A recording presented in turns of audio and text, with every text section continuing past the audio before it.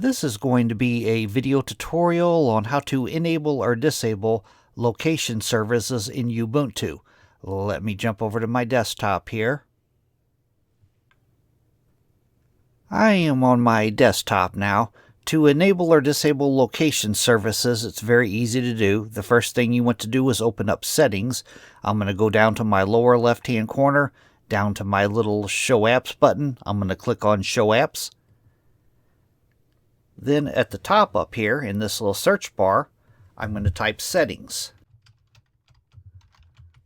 Right here is Settings. I'm going to click on Settings to open it. Now in this little dialog box here, the pane off to the left-hand side, you want to scroll all the way down toward the bottom, and you want to click on Privacy and Security. Then on the center pane, right here is Location. You want to click on Location. It says Control Access to your location. And right up top here, Automatic Device Location.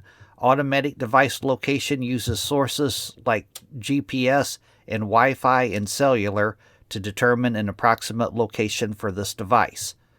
Location data is sent to Mozilla Location Services as part of this feature. If this is toggled off, Location Services is disabled.